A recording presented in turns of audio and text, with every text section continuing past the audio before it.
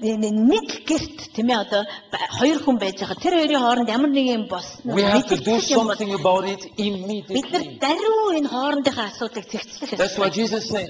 Тийм учраас Есүс If your хэлсэн. brother has something against you, Хэрвээ ах トゥ чинь чиний эсрэг ямар нэгэн зүйл and you are татраа on the байж way to the altar with your gift, та өөрийнхөө бэлгийг аваад дахин ширээ рүү явж байхдаа put your gift down. бэлгээ тавьчих.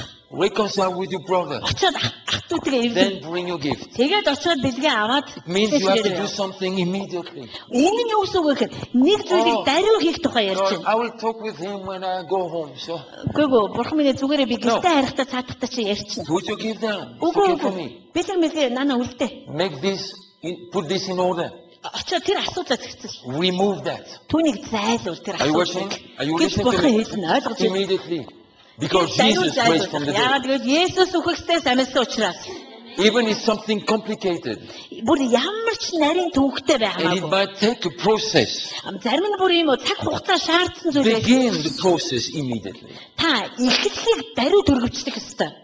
Are you with me? Ойлгосноо? Now, when I speak about reconciliation between believers, Итгэгчдийн хооронд болох ёстой тэр эвлэрлийн тухай ярихдаа I'm not talking about all the Christians. би бүх христчүүдийн тухай ярихгүй. I'm talking about people walking on the same road as you.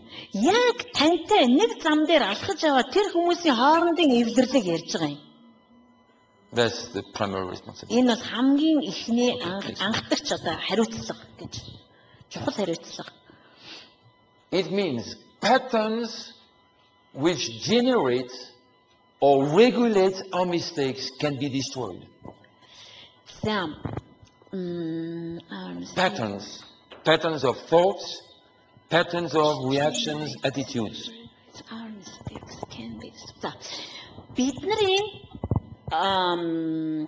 одоо за энэ юу гэсэн үг вэ? Which generate or regulate our mistakes. Just some of it. It's okay. Бидний алдаа дутагдлуудыг одоо гаргаж ирж идэг, бий болгож идэг одоо тэр хэв маяг гэж байдаг штэ. Тэр хэв маяг чинь устгагдах ёстой. Okay, I will explain that. За энийг би тайлбарлаж өгье. Sometimes when we do mistakes, we just do mistakes. Заримдаа бид нэр зүгээр л алдаа хийчихдэг. Other times, Заримдаа we do things wrongly because there is a wrong pattern. заримдаа бид нар нэг буруу одоо хэв маяг бидний дотор байгаад идэг учраас юмсыг буруу хийдэг. A wrong thought pattern. Жишээлбэл буруу бодлын одоо хэв маяг. For example, people fighting with feelings of inferiority.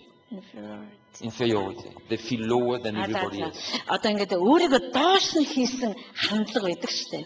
It can become a pattern in their thoughts.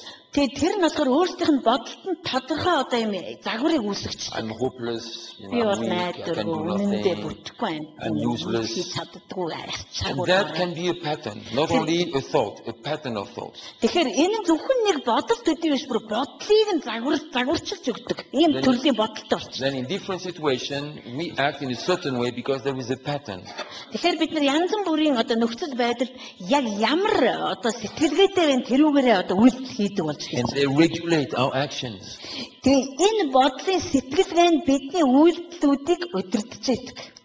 Sometimes in our church, Заримдаа манай сүмд we want to have a good time together, not only preaching and worshiping. тийм зөвхөн одоо номлохоос гадна бас нэг өөр нөхөрлөх цаг гаргадаг. Then a certain lady, Тэгсэн чинь нэг эмэгтэй when we have times like that, she never comes. тэр эмэгтэй болохоор яг ингэ нөхөрлөх ч юм уу ийм цаг болохоор ирдэггүй гинэ ерөөсөө. I thought she forgot it. Би заримдаа тэр мартчихсан болов гэдэг. I thought all kinds of reasons why she didn't come. Нэг ирэхгүй шалтгаан байгаа байлгүй But дээ. one day I discovered there was a pattern in her mind. Тэгсэн чинь би нэг өдөр тэр эмэгтэйгийн дотор буруу сэтгэлгээ байгааг нь мэдсэн байгаа. She felt inferior to everybody. Тэр нөө бусад хүмүүсийн дунд орохоор зэрэг дандаа нөө өөрийгөө ингээд доош нь оруулчих. Patterns like that can be very strong. Тэгэхээр ийм бодлын сэтгэлгээнүүд нь маш хүчрхэг байдаг. Are you catching this? Ойлгож байна уу те? But because he's risen from the dead, Харин тэр Есүс Христ ихэдэн маань even үхэгчдээс strong дахин амьсан patterns can учраас change. Ямарч хүчрхэг хэв загвар танд байсан тэр өөрчлөгдөх боломжтой. That was a good time to shout hallelujah. Энэ бол халелуя гэж хашгирахад хамгийн сайн цаг байгаа шүү. Because you can correct one mistake, but it's difficult to change a pattern. Учир нь та нэг алдааг засахад амархан. Бүхэл бүтэн одоо загварчлаа тогтцсон тэр зүйлийг засна гэдэг бол хэцүү. It's stiff like cement is a pattern. It's established. Энэ бүр ингээ бат тогтцсон юм чинь таны дотор. And every time you do something, you are pushed on that pattern. Тийм та тэгэл ямар нэг юм хийх болгонд бол яг тэр одоо хэв маягаар одоо хэв маягаар тулаад идэг. But there are good news for you. Харин тань зориулсан сайн мэдээ. He has risen from the dead. Тэр үхэгсдээс дахин амьдсан юм аа. Even patterns like that. Яг иймэрхүү хүчрхэг одоо хэв загварууд. There are patterns we have inherited from our parents. Бүр нөө эцэг эхээсээ хүртэл заримдаа бид нар тэр загваруудыг өвлөд авсан байдаг. It's like a culture in the family. Гэр бүлд орсон давтантай бүр одоо яс жаяг болцсон. We inherit good things from our parents, but we can inherit wrong culture. Wrong patterns. Эцэг эхээсээ сайн зүйлсийг өвлөхөөс гадна буруу яс заягуудыг өвлөд авсан байдаг. Are you with me? Ойлгож байна уу? Jesus has risen from the dead. Харин Есүс үхэгсдээс дахин амьдсан юм аа. Амен. And he can turn that pattern. Есүс яг энэ одоо хэв загварыг эвдсэн. There are more patterns in our lives than we think. Бидний бодож байгаач илүү олон янзын тогтсон одоо загварууд бидний дотор байдаг. But they can be destroyed. Тэд нар бүгд нурах ёстой. Their lifestyles. Амьдралын хэм маяг байна. We can have lived in a certain way for many years. Олон жилийн турш бид нар нэг л хэлбэрээр амьдраа тогтсон тэр хэм маяг. Without discovering, without realizing, we've got a certain lifestyle. Бид нар бүр тэрийг мэддэггүй нэг юм тодорхой амьдралын хэм маягт орцсноо мэддэгчгүй мэдэрдэгчгүй явдаг. But that lifestyle might be wrong, even you get used to it. Харин та тэгж амьдрсан ч гэсэндээ тэр амьдралын хэм маяг чи буруу ээж болно. You know, we can get used to wrong things. Бид нар чи буруу зүйлсүүдийг хийсээр байдаг шүү дээ. You can have a stone in your shoe. Stone. За чулуу. Stone. And you can walk with it. It's annoying. Гутан дотор чи чулуу орчвол ингээд айгу явж болохгүй хэцүү ядаргаатай байдаг. And maybe after one day you get used to the stone. Харин нэг өдрийн дараа бүтэн өдөр алхачаад дараагаас нь ихлээд мэдрэгдэхгүй болж эхэлж магадгүй. And maybe you even learn to love that stone. Бүр тэр чулуу байхгүй болчиход бүр уйдах янзтай бүр дасцсан тэрэндээ. Are you with me? Ойлгож байна тий?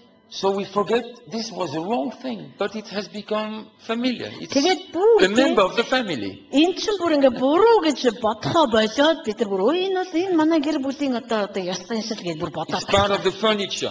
Энэ бол одоо яг л нөгөө гэр бүлийн тавилгын нэг хэсэг шиг. We can get used to bad things. So it's amazing. Буруу зүйлсийг ийм амархан одоо эзэмшиж эхэлдэг. But when God comes, харин Бурхан ирэхэд and He speaks, тэр ярихад and He brings the new day, тэр шинэ өдрийг авчирхад, and He shines upon us, тэр бидний дээр гэрэлтэхэд, suddenly we realize, гинт бид нар ухаардаг. This is not good. Юу энэ ч одоо ямар балиар юм бэ? We know it was not good, but we got used to it. Ийм муухай юмыг яаж бид нар хэрэгжилж чадчихсан байна? Are you with me? Ойлгож байна уу? When two people get married and they move together, both persons bring something from their life. And now we have to have the same apartment. So let's say I bring a couple of chairs I used before I was married. And I bring the chairs, my wife says, what's that? That's my chairs. They are ugly. Oh, I love them. They have my form already. Oh, yeah, but they're ugly. They're broken. Yeah, but I had them for 15 years. Oh, when I'm tired, I sit on them. Oh, so good. I hate them. Get them out. Then maybe we think, yeah, maybe you're right. They're ugly actually. I think, but I got used to them. I love them.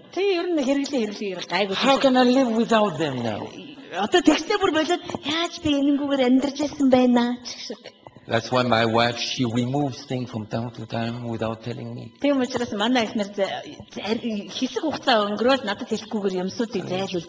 is that? What is the thing I had here? I look at her. I think I threw it away. Did you throw that away? Эхнэр надад би Break my heart. Үгүй яаж байгаа юм бэ миний юмыг хаяад. So we can be used with wrong things, wrong lifestyles. Бид нар буруу амьдралын юм аяг, буруу юмсыг хэрэглээд тассан байж. And when God comes,